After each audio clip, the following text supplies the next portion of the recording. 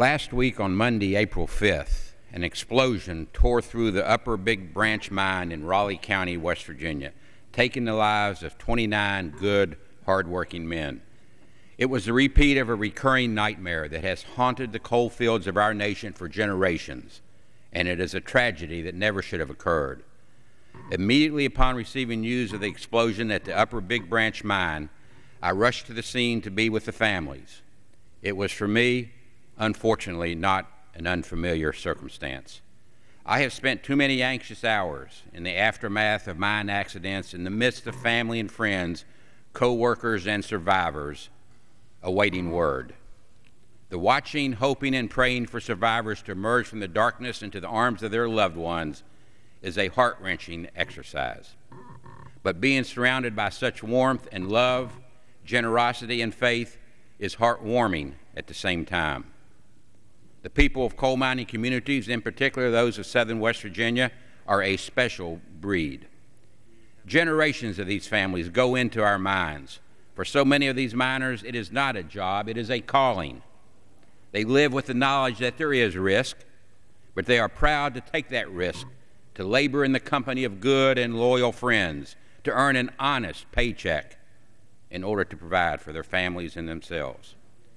The families of the miners at Upper Big Branch were just such men. Like coal miners throughout the ages, they did difficult work in dangerous circumstances. They labored underground in cramped conditions, in the damp and the dark. But outside the mines, their lives were full of light and love and joy. They had wives and children and grandchildren. They hunted, they pranked, and they laughed together, and they experienced many warm memories and gentle sorrows. And while most Americans can scarcely imagine what a coal miner's day of work is really like, or never really understand our coal miners, we certainly appreciate what their labors have meant in our daily lives. The toil of these coal miners, of all coal miners, has fueled our nation's economic engine and ensured our military security by providing coal not just for the generation of power, but as an essential element in the steelmaking process. All coal miners are deserving of our gratitude and of our renewed commitment to ensure that such tragedies never occur again. Countless individuals can be thanked for their help during this disaster.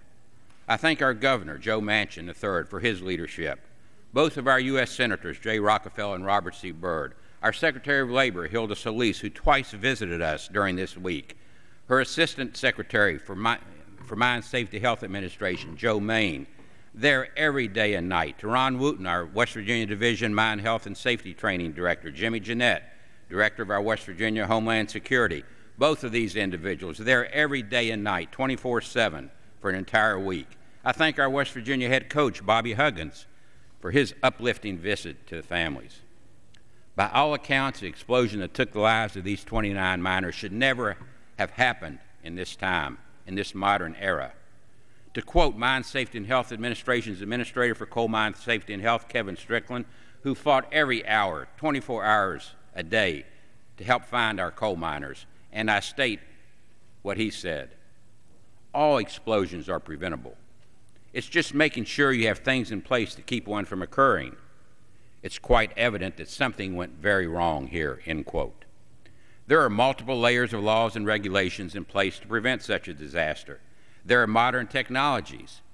There were repeated, persistent inspections, and yet 29 men perished, and one is hanging on in the hospital. That this deadly explosion occurred is infuriatingly, frustratingly, heartbreaking, and I'm determined that we will get to the bottom of it and ensure that steps are taken to prevent a recurrence of this type of explosion. We owe it to the miners who perished in Raleigh County last week. We owe it to their families. We owe it to their co-workers. And so many strong and tough West Virginians came together to pray and to help these families. Our West Virginia State Police stood by every family's side to help in any way they could. The American Red Cross, Billy Graham's Crusade, family members of previous mine disaster victims, and most importantly, our ministers, our pastors, our West Virginia Council of Churches, all who came from all over our great state to counsel, to cry, and to call upon God, who above all else will guide these families through this healing process. With that inner strength that comes to the West Virginia people, we will get through this tragedy together. We will hold accountable those who failed our miners. So help me God.